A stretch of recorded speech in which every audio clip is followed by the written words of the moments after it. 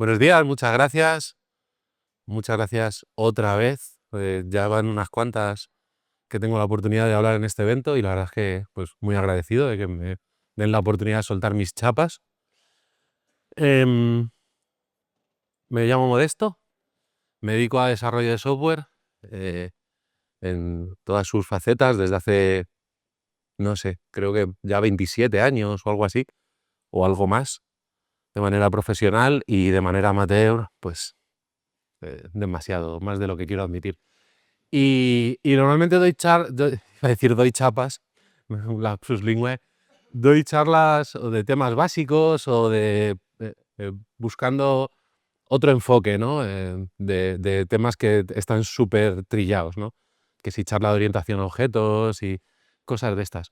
Y, y aunque el título que tiene en la agenda, me vais a disculpar, es consecuencia de presentar la noche antes, digamos, 10 minutos antes de que terminase el Corporate Paper y mi falta de imaginación. Cuando lo puse aquí acabé poniendo introducción al modelo de actores y podría haberla llamado un modelo de actores para todos los públicos, ¿vale? Pero al final mi objetivo con esta charla es pues, introduciros al apasionante mundo del modelo de actores, pero desde una perspectiva un poco más de andar por casa. O sea, no desde la perspectiva de las charlas, no de las charlas, sino de os voy a presentar un proyecto súper complejo que no vais a poder aplicar en vuestra puñetera vida porque vuestro contexto es totalmente diferente, sino voy a daros una perspectiva del modelo de actores de dentro de 4 días podríais usarlo para resolver un caso concreto en el que diríais, anda, pues aquí a lo mejor encaja, ¿vale? Un poco alejándome de esa línea, a lo mejor de las grandes charlas de microservicios al estilo Netflix y todas estas vainas que personalmente no son historias que me aporten mucho contar, por mucho que alguna se haya vivido. Y me preguntaba antes, Kini, ¿esto vas a contar alguna anécdota? Porque tengo tendencia a contar historias de abuelo cebolleta, yo creo que es lo que tiene ya cumplir años y llevar muchos años en la industria. Y últimamente tiendo a contar anécdotas de mi pueblo, pues yo vivo en un pueblo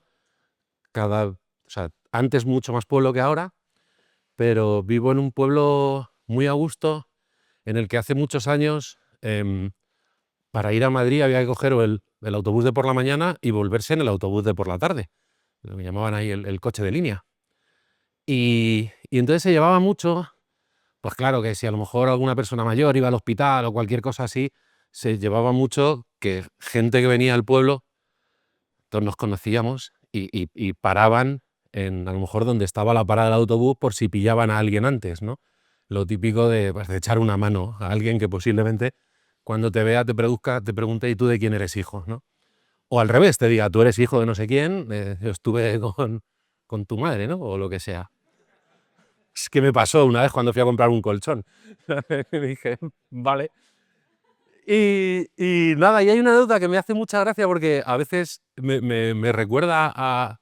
Hay anécdotas de tipo que me recuerdan a nuestro día a día en la industria del software. Y es de un primo segundo, de esas cosas que pasan de pueblo, ¿no? Que tienes que tener cuidado con quién andas. Y que curraba en Telefónica. Y justo venía en el coche, venía para el pueblo y recogió a una persona mayor, a un hombre, a un abuelete. Y lo típico de que le dio charla, no se conocían, le dijo, ¿qué vienes de Madrid a trabajar? Sí, ¿dónde trabajas? Dice, en Telefónica. Dice, ¿poniendo postes o tirando cables? Para esa persona no existía otra opción. O sea, si trabajabas en Telefónica, o ponías postes o tirabas cable.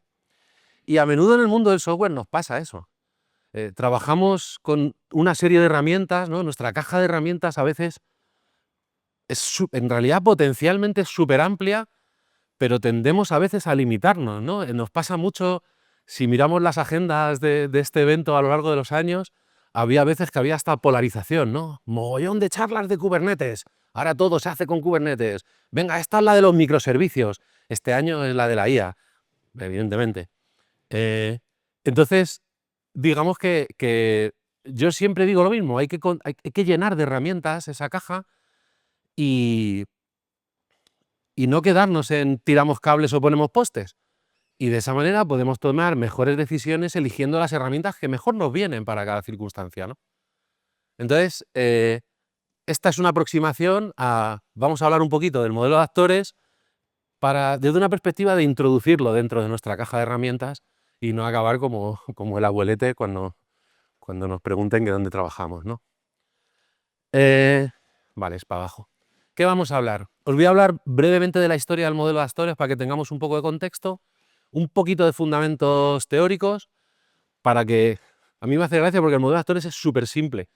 O sea, es tan simple que lo podría pintar con 2 cajas y 2 líneas, en esencia. Y por rellenar un poco más, he acabado usando 3. Pero es tan raro, sino que diverge tanto de algunas de las tendencias que atendemos, ¿no? De que si DDD, con el trabajo con entidades, o con CQRS, o con lo que sea que estemos trabajando. Al final varía tanto que como que es raro de cara a diseñarlo, ¿no? Hasta que te acostumbras. Y bueno, pues vamos a hablar de primero las bases y luego vamos a coger ejemplos de código. Primero ejemplos de código que podría hacer ChatGPT si le preguntas, y luego ejemplos de código resumidos de un proyecto al que me tuve que enfrentar. Bueno, o quise enfrentarme, pero de este tipo de proyectos de voy a usar modelos de actores, pero no como el anillo único para resolverlo todo, sino para coger este problema concreto y tratarlo de resolver con el mínimo esfuerzo, sacándole el mayor partido. ¿Vale? Empecemos con un poquito de historia. Tenemos que tener en cuenta que el modelo de actores es algo que se presenta en un paper en el año 73. Para que tengamos perspectiva, el año 73 es el año del nacimiento de SQL, o de la presentación de SQL como lenguaje. Posiblemente naciese un poco antes, que esto pasaba también mucho. Ahora va todo muy rápido, pero antes algo se empezaba a fraguar a finales de los 60 y se publicaba a principios de los 70, ¿no? Y claro, la propuesta es curiosa, ¿no? Porque lo proponen como una arquitectura modular para inteligencia artificial. O sea, que lo lees además y dices, pero si esto es lo que se habla ahora de agentes. Y dices, bueno, pues vamos dando un poco vueltas, ¿no? Por todos lados. Se suele mencionar a Hewitt. Esto es lo de siempre, es como Stan Lee, nadie conoce al otro. Pues en el modelo de actores se conoce a Hewitt y lo otro es et al. Y ya está. Et al, sí, igual, Hewitt, et al. Y nada, este hombre murió a los 73 años en el 2022, o sea, que estamos hablando de algo muy viejuno. Y para mí es importante dar este contexto. Esto es algo muy viejuno. Hablamos de un paper en el que tienen citas como, oye, esto es una arquitectura general que no tiene gotos, ni tiene semáforos.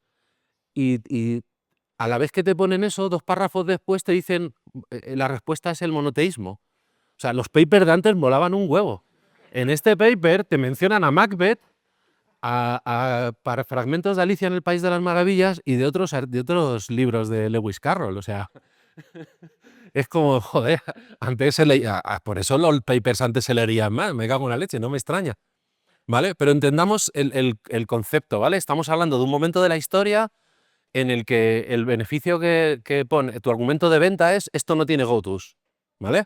Tengámoslo muy en cuenta. Entonces, al final, si nos vamos a explicaciones del propio Hewitt un poco posteriores en las que intenta aterrizarlo, nos habla de que al final, bueno, es una teoría matemática en la que utiliza a los actores como una primitiva, ¿vale? Y también hay que recordar el contexto. Esto viene de la época de los flipaos con la orientación a objetos y con modelar el mundo en software, y con que todas esas cosas se pueden hacer, ¿no? Entonces te mete la hipótesis de, oye, todo puede ser implementado con actores. Es que dices, vale, ok, colega. Y esta, me gusta la mención de después que dice, oye, pasamos mensajes usando tipos como la base fundacional de nuestro sistema de comunicación. Y a mí esto, cuando lo leí en el paper, me pareció muy curioso por la parte de intercambio de mensajes. Tenemos que recordar que en este momento de la historia, en este contexto, tenemos también esta cita de otro señor, que es Alan Kay, que es uno de los padres de la orientación a objetos, y que te habla de, oye, para mí orientación a objetos significa mensajería, significa local retention y tal, pero sobre todo eso, intercambio de mensajes, late binning y todas estas cosas, ¿no? Y digo, joder, son cosas que se parecen, ¿no? Y es normal, tenemos que entender que es normal. Hablamos de épocas en las que todos se andaban, había mucha influencia entre unas cosas y otras. El modelo de actores, lo han explicado ya los propios autores, que bebía mucho de Lisp, bebía mucho de los conceptos de Smalltalk. De hecho, Smalltalk se publicó posteriormente al modelo de actores, pero se presentó previamente, y hay ahí como, al final como que todos beben unos de otros. Entonces es un poco, podría decirse incluso a veces que si tú coges la definición de orientación a objetos y una implementación de un modelo de actores, dices, pues encajan, ¿no? Esto es lo de siempre, puede encajar si decidimos ver lo que encaja. Si no, pues no tiene por qué. Por ejemplo, el propio Alan Kay decía que él no creía en el tipado estricto, que ok, que a muerte con ello, quien lo llevase, pero que él prefería el tipado dinámico. Y precisamente Hewitt lo que dice es, aquí o no, ¿es aquí o dónde está? Usando tipos, ¿vale? Usando tipos como base. Entonces, ya solo por eso es como Java versus JavaScript, yo qué sé, la típica, ¿no? Pues uno es tipado, otro no tal. Entonces, bueno, que entendamos eso, que hay similitudes, que hay diferencias y que a veces eso nos va a confundir, ¿vale? Entonces, vamos al lío. Perdona si voy un poco rápido, si queréis alguien me levanta la mano y me interrumpe, no pasa nada, pero como no tengo muy claro si me va a dar tiempo en los 45 minutos que tengo, pues tiempo para frenar luego tendré. Esto es el modelo de actores, en plan resumido. Es decir, que estaba un poco perro en ese momento y esta imagen me la ha hecho una IA. Es la única imagen de IA que vais a ver en mi presentación. Es la que mejor está, el resto son horribles. Pero es lo que hay. A mí una IA me podría quitar el trabajo haciendo imágenes, desde luego. Pero al final, el modelo de actores es esto, es lo que comentábamos antes, lo que decían inicialmente. Tienes una serie de actores, tienes un elemento, una primitiva que vais a llamar actor, que ahora veremos más en detalle, que se dedican a intercambiar mensajes entre ellos, ¿vale? Como elemento de comunicación. Y ahora entramos en detalle, ¿vale? Pero es tan fácil como esto. ¿Por qué he puesto esta imagen? Porque me chocaba, podrían ser dos. He dicho antes, podrías dibujarlo con 2 cajas. Me sobra un actor ahí, no necesito los 3. Era para rellenar un poco más. Pero es algo que es curioso, porque una vez que lo entiendes dices, pues es verdad, y me choca mucho con otros planteamientos que sé que no quiero ser estricto compararlo porque no tiene nada que ver, pero con otros planteamientos cuando ves diagramas como, yo que sé, Clean Architecture o otros modelos, ¿no? Arquitectura hexagonal o cosas así, salvando muchísimo las diferencias, que sé que no es lo mismo, ¿vale? Que nadie se ponga purista. Pero es algo que me resulta muy peculiar que sea tan fácil y tan simple de representar. Y es porque se basa en 2 primitivas. El modelo de actores se basa en que hablamos de mensajes y hablamos de actores. ¿Qué es un mensaje? Es una unidad de comunicación. Es algo que se utiliza para transferir información entre actores. Es un sobre. Es la carta. La carta y el sobre en el que te digo, toma, esto para ti, ¿vale? Es la nota que os pasabais de adolescentes en clase. Y tiene unas características también bastante sencillas. Se presupone inmutable. Gracias al mensaje obtenemos la asincronía. O sea, esto no es que el mensaje sea asíncrono, sino que el mensaje nos habilita la sincronía. Lo usamos como un contenedor de datos o de instrucciones, como hablaríamos de mensajes a lo mejor cuando hablamos de sistemas, cuando hablamos de CQRS con sistemas de colas. Y además, pues nos mete el elemento de desacoplamiento típico de, oye, pues como lo que hago es hablar con mensajes, pues al final mi acoplamiento es solo con el contrato del mensaje. Es el acoplamiento casi mínimo que puedo conseguir, siempre teniendo en cuenta que tengo acoplamiento en el tipo, o sea, en el esquema del mensaje, y dependiendo de la implementación en el protocolo. Pero no tengo por qué saber dónde está ni nada de eso, ¿vale? ¿Y qué es un actor? Pues un actor es un agente de computación. Es una pieza de computación que lo que es capaz es o de crear otros actores, o de enviar mensajes a otros actores, o de procesar los mensajes que le llevan y ejecutar su su negocio, digamos, ¿vale? Importante, procesarlos de manera secuencial. Porque, ¿qué es lo importante, digamos, la puesta de valor del modelo de actores? Que eso es importante. Y es que se postula como un modelo sencillo de entender, sencillo de razonar, y fácil de cara a diagnosticar y a trabajar con él, para trabajar con concurrencia, ¿vale? El modelo de actores se piensa mucho para trabajar con una concurrencia controlada de una manera muy peculiar, porque precisamente aquí lo que estoy diciendo es que proceso mensajes de manera secuencial. Modesto, ¿dónde está la concurrencia si esto es secuencial? ¿Vale? Pues eso es uno de los elementos interesantes, que es el cómo habilitamos esa concurrencia. Y es precisamente una de las cosas que para trabajar con modelo de actores hay que cambiar un poco el chip con respecto a cuando a lo mejor trabajamos con simplemente APIs delante de una implementación de DDD con servicios, entidades, repositorios y demás, ¿vale? Pero esto es todo. O sea, al final tenemos mensaje, actor, ¿y cómo funciona? Pues muy fácil. Cada actor tiene una cosa que llamamos el mailbox.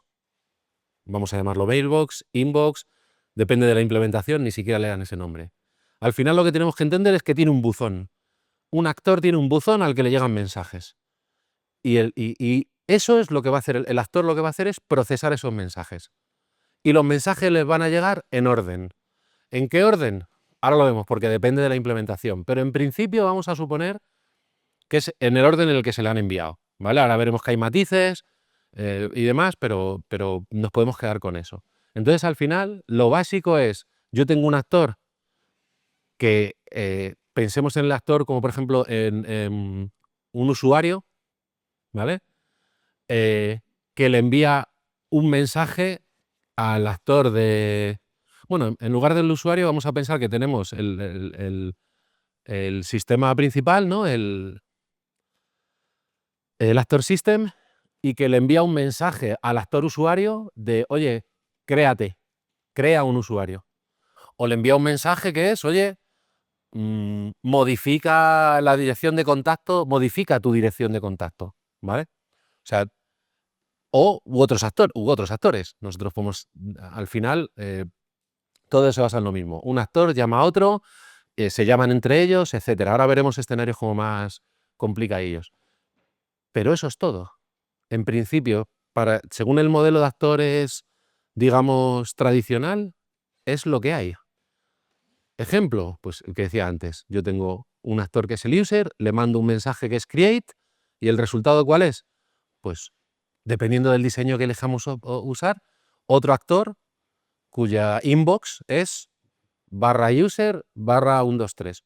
La gente de que haya tocado algo acá, bueno, si lo has tocado mucho, te has equivocado de sesión porque no vas a aprender nada nuevo, porque evidentemente si ya lo has tocado, pues estás más trilladito con esto, pero no os escandalicéis. Lo del /user me refiero al usuario, no a una peculiaridad que luego contaré. Esto lo estoy contando de manera genérica, independientemente de tu implementación. Pero es tan tonto como esto. O sea, yo quiero crear un usuario, pues te mando un mensaje create al actor user, y que eso como consecuencia que hace, pues como un actor, ¿qué cosas puede hacer? Procesar mensajes, el mensaje create, crear nuevos actores, el users con el ID 1, 2, 3, pues ya está, alegría. Y esa es la base. Y sobre esto iteramos mucho y le metemos capas de abstracción que ahora veremos.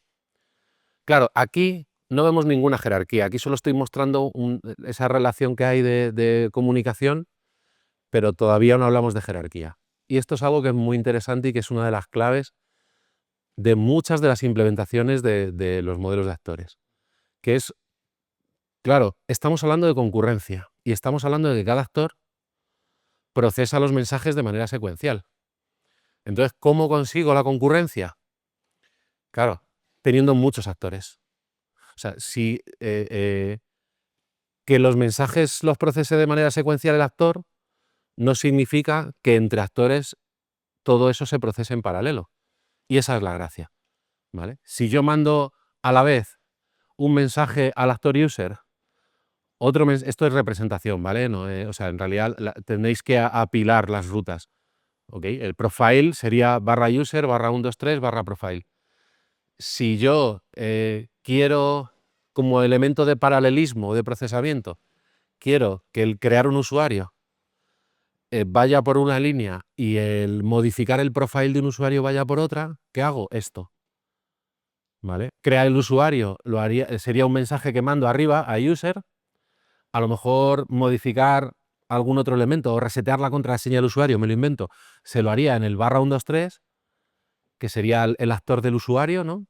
Y a lo mejor modificar el profile, si es algo que de repente se hace mucho, me lo estoy inventando, ¿vale? Ahí cada uno que ponga su negocio, pues me lo llevaría al /profile.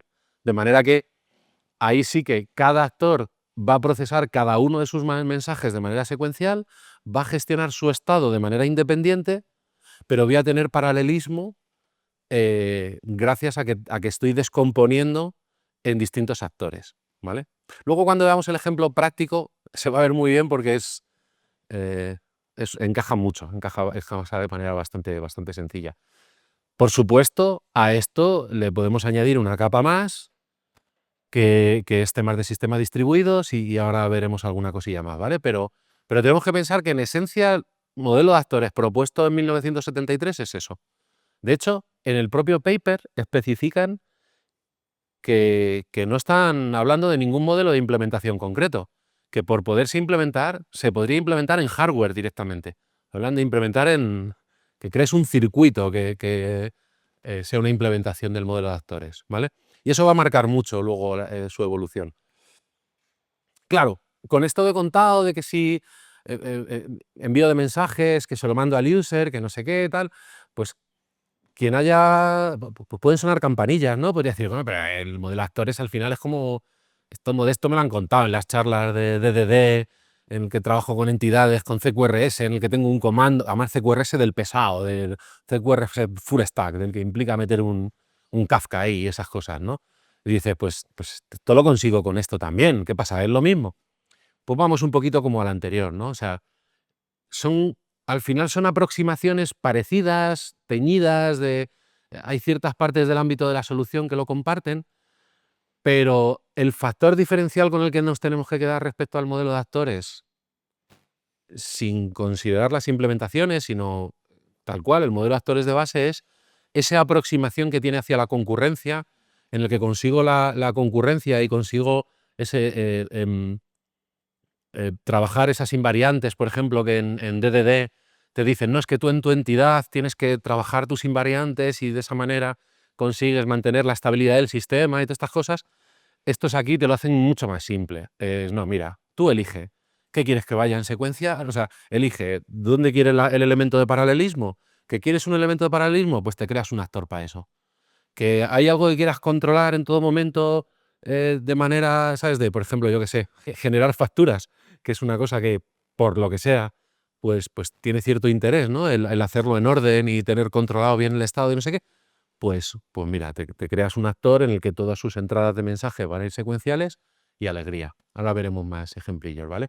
Pero sobre todo nos debemos quedar que, claro, tú no trabajas con condiciones de carreras cuando trabajas en modelo de actores, no trabajas con semáforos, no te enfrentas a ese tipo de problemáticas, no vas a hacer un lock, no vas a hacer nada de eso, ¿vale? Cosa que con otros modelos, otros patrones de arquitectura, si queremos verlo así, sí que te acabas enfrentando a ello por cómo son, es que es inherente, ¿no? Y claro, dices, "Jamo, esto, pero ¿cómo que solo mensajes y actores y venga, sí, y tal?". Yo, cuando me fui a la documentación de ACA, me hablaban de persistencia, me hablaban de streams, me hablaban de clustering, me hablaban de un montón de cosas. Sí, es verdad, eso existe en frameworks como ACA, pero tenemos que entender que eso ya es propio de la implementación del modelo de actores. O sea, no, a día de hoy han pasado 75 años, creo, o sea, perdón, 52 años han pasado, no me acuerdo, 50 y tantos, del modelo, sí, 52, del modelo de actores. Esto ha cambiado mucho, ¿vale? Entonces, evidentemente, los sistemas distribuidos ahora son distintos a cómo se pensaban los sistemas distribuidos en aquel entonces, y como he dicho, el propio modelo de actores, el propio paper, decía, no, no, si nosotros con la implementación no nos mojamos, como si queréis hacer un circuito impreso con esto, ¿vale? Entonces, ¿hay más que esto? Sí, pero no lo vamos a ver aquí, ¿vale? O sea, hablar de persistencia, porque a lo mejor trabajáis con, esto es de AK, pero si trabajáis con Erlang, con Elixir, pues vais a hablar de otras cosas, ¿vale? Incluso hay cosas ahora que en los ejemplos voy a poner que ni siquiera aplican, porque a lo mejor no usan paths para identificar los actores, o si trabajas con actores virtuales con Orleans, pues no tienen una ruta, no tienen un inbox como tal, ¿vale? Entonces, quedémonos que todo esto que hay extra es extra, que nos quede claro. Es como cuando hablábamos de CQRS. CQRS no requiere un servidor no requiere separar una persistencia distinta para la lectura y para la escritura, necesariamente. Ni un servidor de colas. Pues modelo de actores no necesita esto tampoco, ¿vale? Y una muestra de esto es un paper que escribieron, este es cortito, son 10, 12 páginas, que escribieron, que habla de eso, 43 años de actores. Y voy a pasar muy rápido por las plantillas, o sea, por las pantallas, porque son pantallazos que no quiero analizar, pero quiero que os hagáis una idea de que es que hay diferencias, ¿no? En este paper, ¿qué es lo que hacen? Comparar distintas implementaciones de modelo de actores y las comparan desde la perspectiva de cómo procesan los mensajes, de cómo los reciben, de cómo gestionan el cambio de estado, de cómo es su entorno de ejecución, ¿vale? Y entonces podemos ver que hay temas relacionados con el aislamiento, la granularidad, el orden, si vemos ahí la última columna, ¿vale? Que hacen que incluso describen distintas escuelas, igual que hay escuelas de orientación a objetos, pues describen distintas escuelas de lo que es la parte de modelo de actores. Te hablan del modelo de actores tradicional, como es AK, pero luego te hablan de Active Objects, como por ejemplo Orleans, ¿no?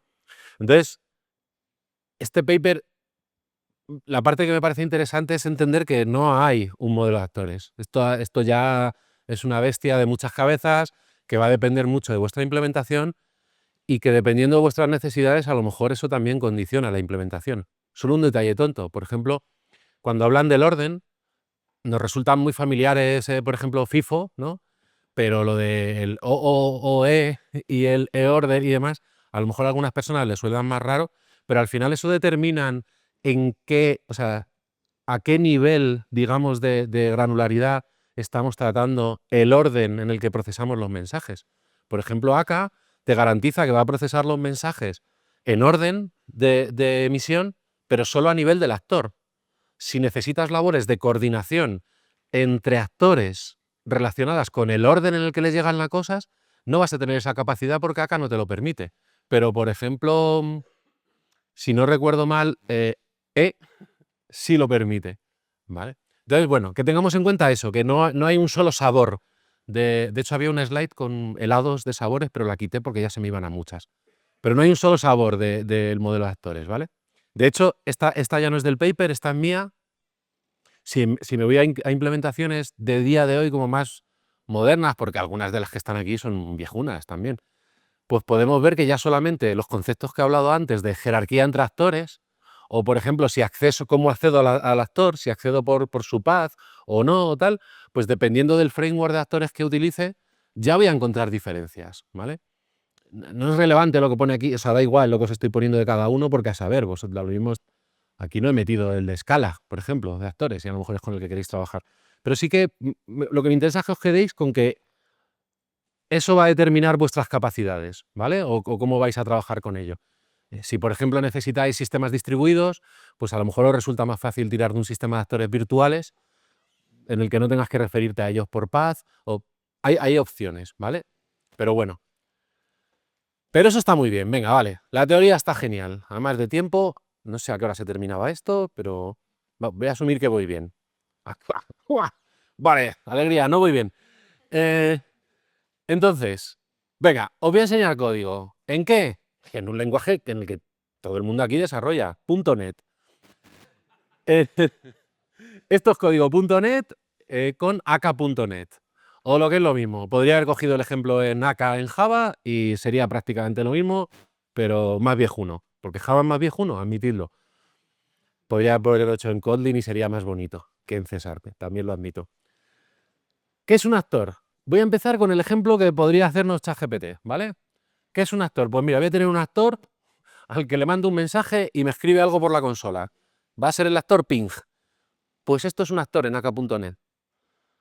Simplemente es una clase que implementa hereda de receiveActor, y en el constructor lo que haces es llamar al método receive diciendo, oye, yo puedo recibir mensajes. ¿Con qué tipo? Tipo string.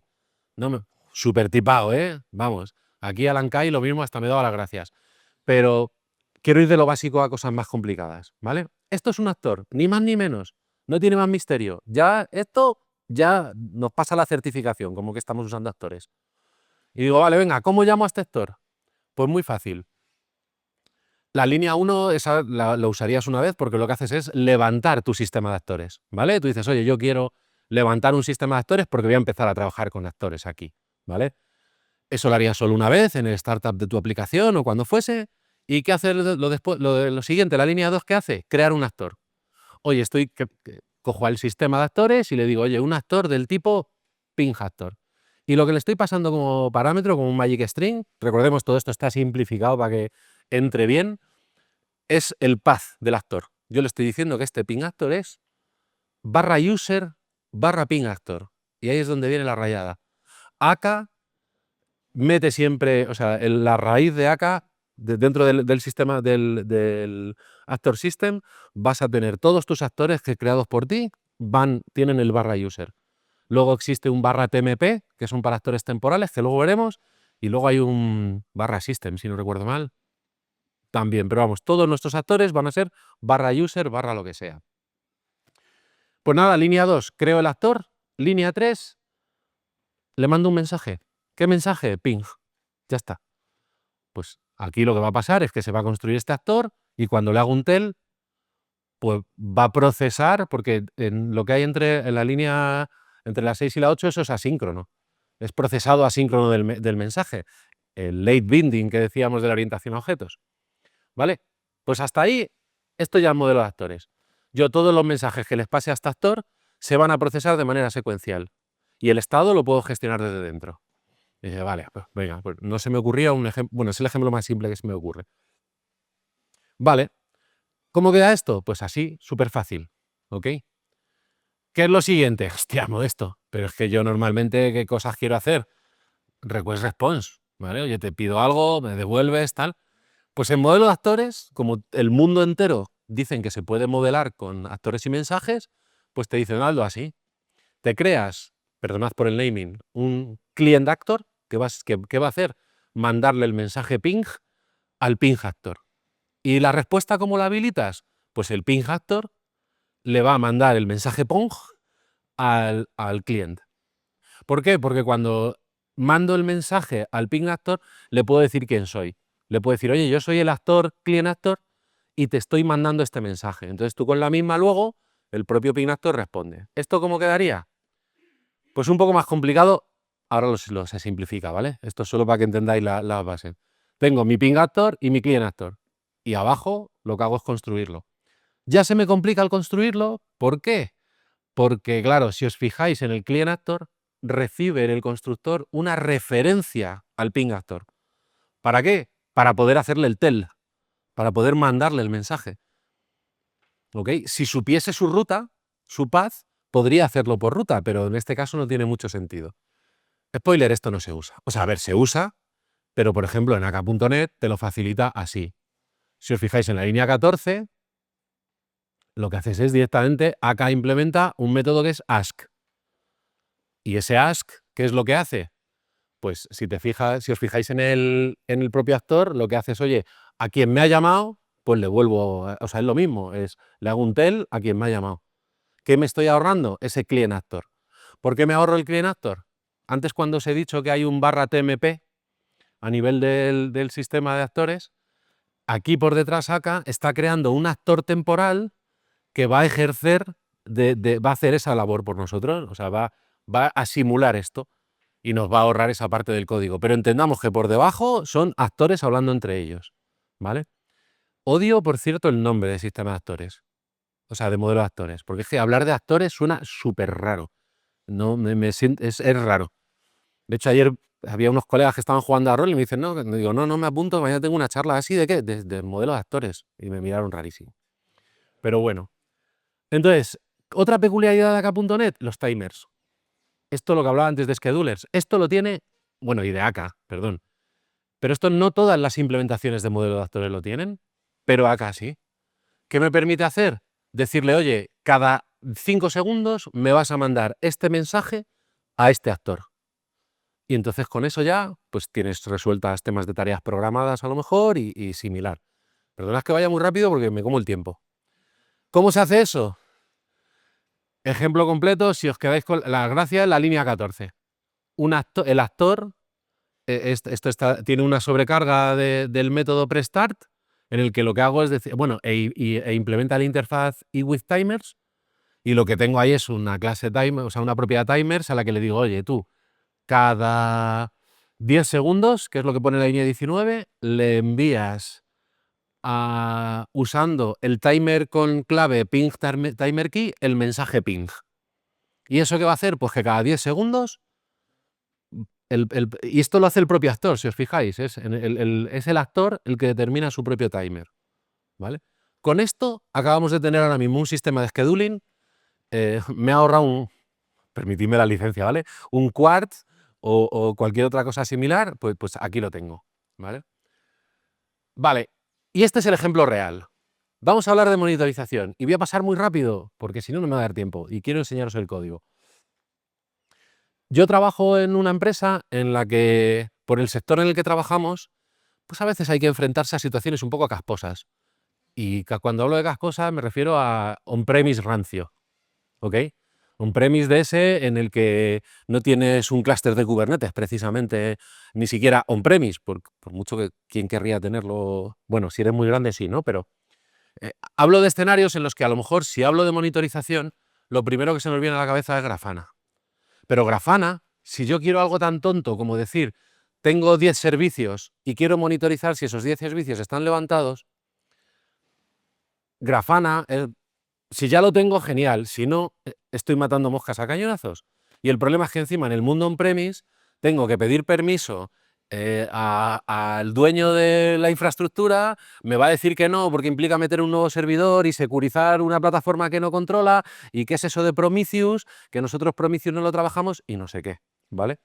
Y en ese sentido el mundo on-premise a veces se parece más al mundo maker.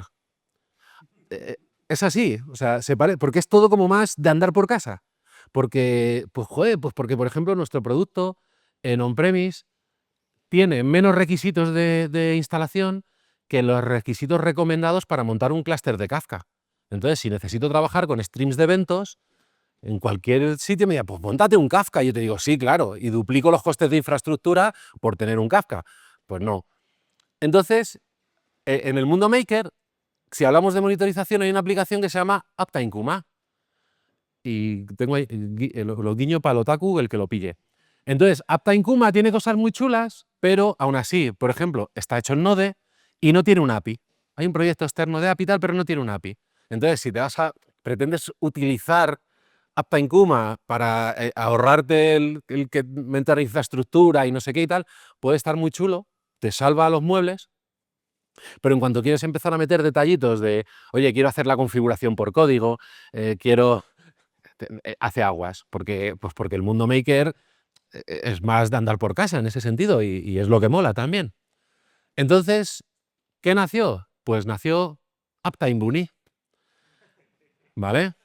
El que pille la referencia que la pille, el que no, que me la pregunte en otro momento. ¿Uptime Bunny qué es? Pues, bueno, aquí he mencionado que esto es Node. Nosotros, nuestros clientes es .NET. Entonces, meter Node también implica meter una dependencia que es nueva, que el cliente ya te viene el de seguridad, porque sí, tendrá caspa, pero claro, a esa caspa la acompaña una oficina de seguridad que no es lo que toca las narices. Entonces, ¿qué hicimos? Decir, vale, nosotros lo que sí que podemos hacer es crear nuevas APIs. Nosotros sí que podemos añadir nuevas aplicaciones hechas en nuestro propio lenguaje, en .NET en este caso, es añadir un nuevo sitio web, un nuevo API, y sí que puedo usar los mecanismos de persistencia que ya tengo para persistir información básica. Digo, vale, ¿yo qué necesito? Si es que yo lo único que necesito es poder hacer monitorización de servicios básicos con unas alertas básicas y persistir el histórico para que si cuando reinicie la aplicación pues pueda tener un poco de información de cómo ha ido en el último mes, ¿no?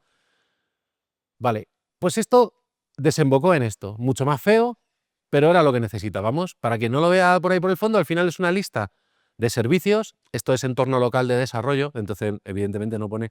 Pero es una lista de servicios que me dicen si está con un semáforo, si están bien o están mal, y luego me dan métricas de percentiles de disponibilidad y de cuánto tiempo, o sea, y de tiempos de respuesta, perdonadme, que voy acelerado y ya me lío. No valgo yo para batallas de gallo. A nosotros esto nos vale, es que nos cubre nuestro caso de uso perfectamente. Y no discuto con el cliente y no narices y es muy fácil de usar. Y tengo aquí pongo esta pantalla para que os quedéis con el botón test. ¿Vale? Para mí, crear un nuevo monitor es algo tan tonto como hacer esto o rellenar un JSON. Lo del botón test es por un código que va ahora. Pues claro, ¿cuál es la primera aproximación que se te ocurre si vienes del mundo de entidades, no sé qué? Esto. Decir, oye, vale, pues yo voy a crear igual que me crearía un endpoint de monitores o un servicio de monitores, me voy a crear un actor de monitores al que usando los timers de acá.net le voy a poner un timer le voy a decir, oye, pues me haces ping cada 5 segundos, como he configurado aquí, o HTTP o lo que sea, y me lo das, ¿vale? No voy a esperar a que nadie me diga dónde está el error, no lo voy a preguntar porque tenemos poco tiempo, pero esto es un error. ¿Por qué es un error? Por lo que hemos dicho antes de la concurrencia. Si yo tengo 300 monitores y les estoy mandando mensajes para que cada segundo me hagan me prueben a ver si conecta el servidor HTTP al SQL Server o a lo que sea. Hostia, me he arrepentido de decir SQL Server nada más. Pues no, esto no escala, porque como es secuencial, si tardo un segundo en poderme conectar al servidor de turno, porque tal, lo que voy a tener es un atasco ahí de la leche, porque es secuencial, no hay paralelismo, ¿vale? Porque si yo encima aquí hago que el propio actor persista el dato, tengo que esperar a que se haga el ping o la llamada HTTP y a que se guarde el dato. Pues a tomar por saco, el sistema se satura. Vale, pues ¿cómo lo resuelvo? Con jerarquía, lo que hemos dicho antes. Yo lo que hago es decir, mira, tengo un supervisor, que eso es un concepto que se usa mucho en modelos de actores. Yo tengo un supervisor. ¿De qué se encarga el supervisor? De la gestión básica, o sea, de crear nuevos monitores, de borrar nuevos monitores. No va a hacer nada más. ¿Y luego qué hago? Pues vale, un supervisor que puede hacer crear monitores. Para cada monitor me crea uno nuevo. Y al crearlo, se crea una tarea, un scheduler o un timer para que se llame a sí mismo. Y por otro lado, ¿qué tengo? Un status store, en este caso. ¿Qué hace ese actor? Guardar datos. Pero lo guarda secuencial. ¿Y qué más me da? Si ya hemos dicho que sí que consigo paralelismo. Los datos no van a interrumpir, guardar datos no van a interrumpir el ejecutar monitores. Lo único que me va a implicar es un delay en la persistencia. ¿Cómo lo hago? Antes se usaba strings, pero esto está tipado. Entonces, ¿yo qué hago? En el constructor de mi actor le digo, oye, yo puedo recibir el mensaje test monitor, el mensaje verify monitor, el schedule y el unschedule. ¿Vale? ¿Y qué quiero ejecutar? El negocio que quieras poner ahí. ¿Vale? Aquí tu negocio. Parece que quiero poner publicidad, ¿no? Ponga usted aquí su negocio. Bueno, para la próxima lo intento. Entonces, si yo cojo, por ejemplo, el test y el verify, pues ¿qué hacen? Igual, si os fijáis, descomponemos todo en cosas muy pequeñitas. El test que hace, pues me verifica el estado del monitor, pero es para ese botón de test, que ahí sí que quiero request response. Pues, ¿qué hago? Verifico y luego le llamo a quien me ha llamado y así puedo hacer esa request response. Y el otro, el verify de abajo, que es el normal, el que va a ser asíncrono, pues nada, ¿qué es lo que me hace? En la línea 8 me verifica el estado del monitor y entre las líneas 9 y 11 lo que hace básicamente es decirle, oye, mira, me localizas, ya terminó, me localizas al actor que guarda la persistencia y le dices que guarde esto. Y ya está. Y ese mensaje luego se va a procesar por su lado. ¿Ok? El scheduler, pues ya lo veréis en la presentación porque me he comido el tiempo. Y la gracia del guardar es que en lugar de guardar de facto en infraestructura, cuando le mandas el mensaje de guardar, eso es una movida. Porque si yo tengo 1000 monitores y cada vez que hago un chequeo guardo en base de datos, voy a saturar la base de datos. Pero si lo que hago es dentro del monitor, veis en la línea siguiente, el next batch, si lo que hago es crear batches de procesamiento, yo lo que hago es, al recibir el mensaje, lo guardo en memoria, porque el estado lo guarda el propio actor, y luego tengo un timer que dice, oye, y ahora guárdalo de verdad, y lo ejecuto cada 10 segundos.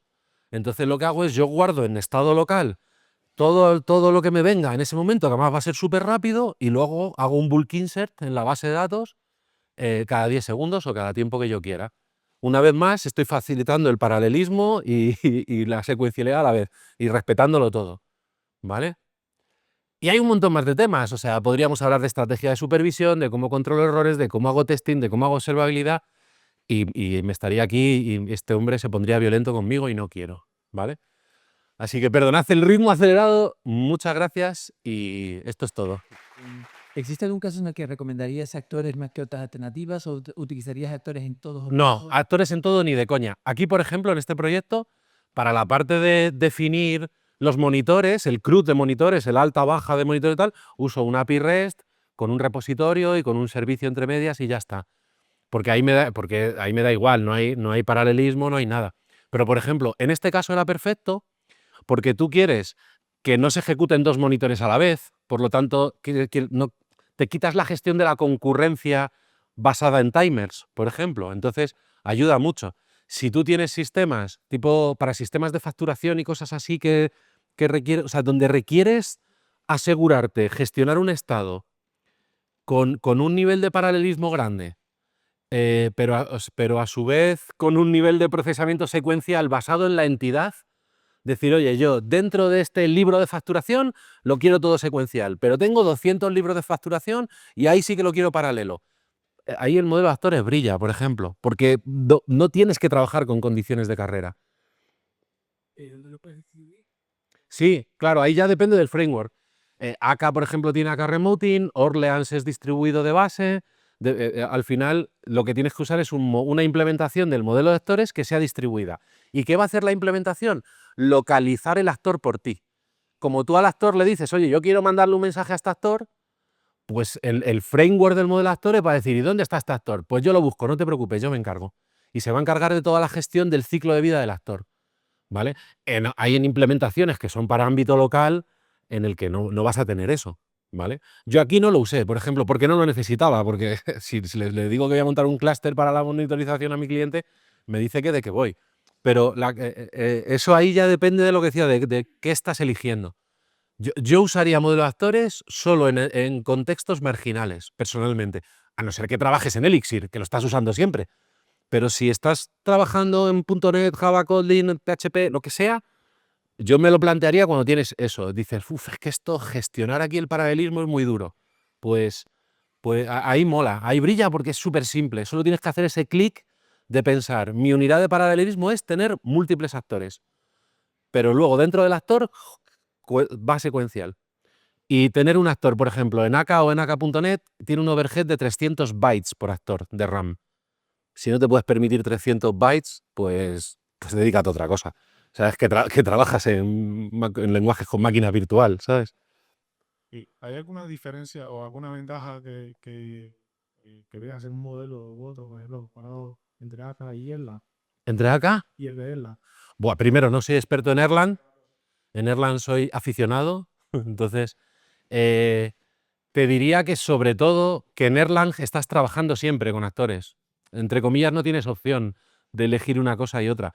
Pero si tu problema inherentemente requiere eso, posiblemente quien venga de acá va a decir, o sea, quien venga de Erlang te va a decir, o con Phoenix o con lo que sea, te va a decir, hostia, es que lo mío es actores nativo y lo tuyo es actores wannabe. Entonces te vas a encontrar cosas de cara también a temas de filosofía, de cómo gestionar los fallos, cómo gestionas toda la parte de la supervisión en caso de errores y demás, que te va a decir, el de Erlang te va a mirar por encima del hombro. ¿Vale? Pero ya te digo, tampoco soy experto, no te podría decir exactamente, te puedo decir las diferencias, pero no cuál es mejor o cuál es peor, porque depende del caso de uso. Yo, por ejemplo, para los casos que suelo tal, prefiero ir coger el sabor de actores y luego poder coger cualquier otro sabor cuando quiera.